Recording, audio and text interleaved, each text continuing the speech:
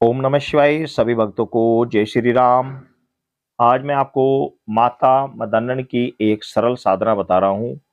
एक बड़ी ही पावरफुल साधना है और बड़ी लगन और श्रद्धा विश्वास के साथ इसे करने से यह बहुत शीघ्र प्रसन्न हो जाती है। तो इसे सिद्ध करने के लिए आपको ज़्यादा सामान इकट्ठा करने की आवश्यकता नहीं है। कुछ थोड़ा सा सामान है जो इसमें साधना में चाहिएगा, और किस प्रकार यह साधना की जाती है वह सभी मैं आपको बता रहा हूँ। आप ध्यान से सुने। इस साधना को करने के लिए आपको किसी भी महीने के शुक्ल पक्ष के सोमवार से यह साधना आपको प्रारंभ करनी है। वैसे तो इसका जो सही समय होता है वह नवरात्रि होता है, या फिर अन्य कोई शुभ दिन जैसे कि शिवरात्रि, जन्माष्टमी, रामनवमी, या फिर किसी भी महीने की शुक्ल पक्ष की अष्टमी, या फिर किसी भी महीने के शुक्ल पक्ष के सोमवार से यह साधना प्रारंभ की जाती है। यह साधना केवल और केवल 11 दिन साधना करनी है। इसमें आपको करना क्या है? सर्वप्रथम तो आपको सोमवार के दिन, आपको शुक्ल पक्ष के सोमवार को, या फिर जन्माष्टमी कर, या शिवरात्रि, या नवरात्रि के पहले दिन से भी आप ही कर सकते हैं। आपको एक हाजिरी लेनी है। उस हाजिरी में आपको एक डंडी वाला पान, 2 लौंग, 5 पतासे, ये सब सामान एक दोने में रखकर एक हाजिरी तैयार करनी है। दोना जो हलवे वाला दोना होता है, इसको लेकर आप अपने आसपास की बहता हुआ पानी होगा, उस चलते हुए दरिया के आस पास जाइए आप, और उस दरिया में यह हाजिरी दीजिए, और दरिया बादशाह से आप प्रार्थना करें कि हे दरिया बादशाह, मैं ये साधना करना चाहता हूँ, इस साधना की सफलता के लिए मुझे आशीर्वाद प्रदान करें। और वहां से वापस अपने घर आ जाएं। दूसरी यही हाजिरी एक और तैयार करें। इसको लेकर अपने गांव या क्षेत्र के आसपास को नगर खेड़ा होता है, क्षेत्रपाल, यदि आप सिटी से हैं तो सिटी से आपके आसपास जो भी गांव नगर को लगता हो, तो वहां पर जो खेड़ा होता है, क्षेत्रपाल जिसे बोलते हैं, भगवान शंकर का पुत्र कार्तिकेय जिसे बोलते हैं, तो क्षेत्रपाल खेड़े का जो स्थान होता है, उस खेड़े पर आप दूसरी हाजिरी लेकर जाइए, और खेड़े पर दूसरी हाजिरी चढ़ाकर आप उनसे प्रार्थना करें कि मैं इस साधना के लिए प्रयत्न कर रहा हूं, मेरी यह साधना सफल हो, इसके लिए मुझे आप आशीर्वाद प्रदान करें। पुनः अपने घर आ जाएं। घर आने के बाद रात्रि में 10 बजे के बाद आपको 2 दीपक लेने हैं। दोनों दीपक मिट्टी के होंगे। मिट्टी के 2 दीपक लेने हैं, जिसमें एक देसी घी से जलेगा और दूसरा देसी तेल यानी सरसों के तेल से जलेगा। 2 दीपक आपको जलाने हैं। बत्ती आप लंबी बनाएं या खड़ी बनाएं, जिस तरह भी बना सकते हैं, कोई आपत्ति नहीं है। आप बत्ती बनाकर जलाकर रख दें, और उसके सामने कोई से भी वस्त्र पहनकर आप बैठ सकते हैं।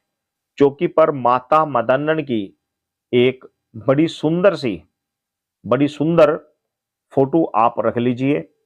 और पूजा में आपको जो रखना है वह रखना है आपको 5 बूंदी के लड्डू, 2 लौंग, 2 इलायची, और 16 सिंगार का एक पैकेट, 2 मीठे पान।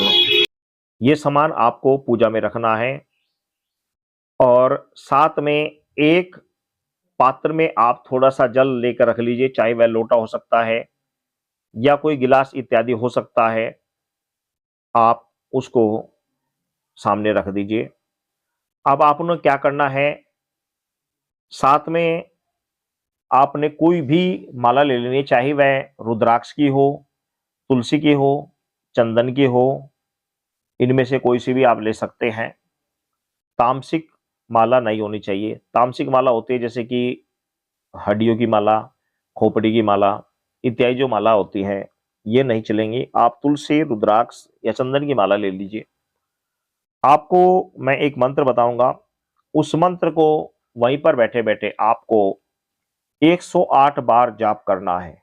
कम से कम 108 बार है, और अधिक आपकी सामर्थ्य है तो आप 11 माला भी कर सकते हैं। कम से कम 108 बार तो आपको करना अनिवार्य है। आप माता मदन्नन के लिए के सामने बैठकर इस मंत्र का 108 बार आप जाप करेंगे और माता से प्रार्थना करेंगे कि माता, आप मेरे पास आएं, मुझे आकर रास्ता दें और मेरी जो भी समस्याएं हैं, जो भी प्रॉब्लम है, उनको निवारें और जब भी मैं बुलाऊं आपको आकर मेरे कार्य को संवारें।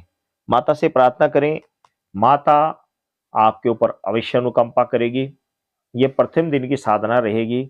अब आपको करना क्या है, आपको मैं लौंग, इलायची और 5 लड्डू, मीठे पान, जो 2 पान आपने रखे थे, ये सभी सामान लेकर आपको किसी निर्जन स्थान पर जाना है।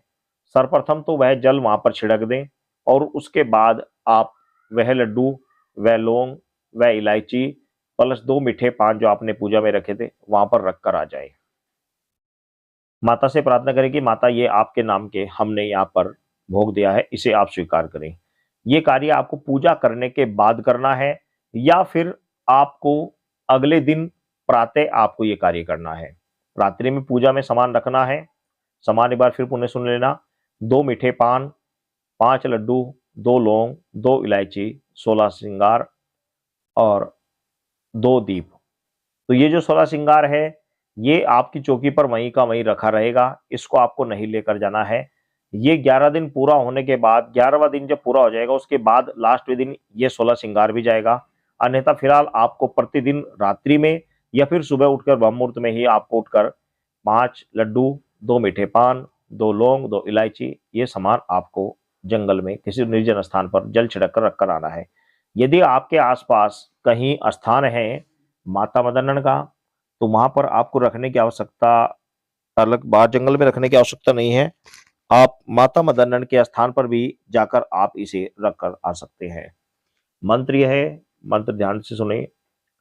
माता गधे सुलखनी मत्थे लाई, रख दी महदड़, चारों कुंडा झुक रहिए, झुक रिया सारा देश, मट जागे मसान जागे, जागे थड़ेदा पीर, मेरी जगाई जाग माता, मेरे गुरुओं दी जगाई जाग, मेरे काज सावरो।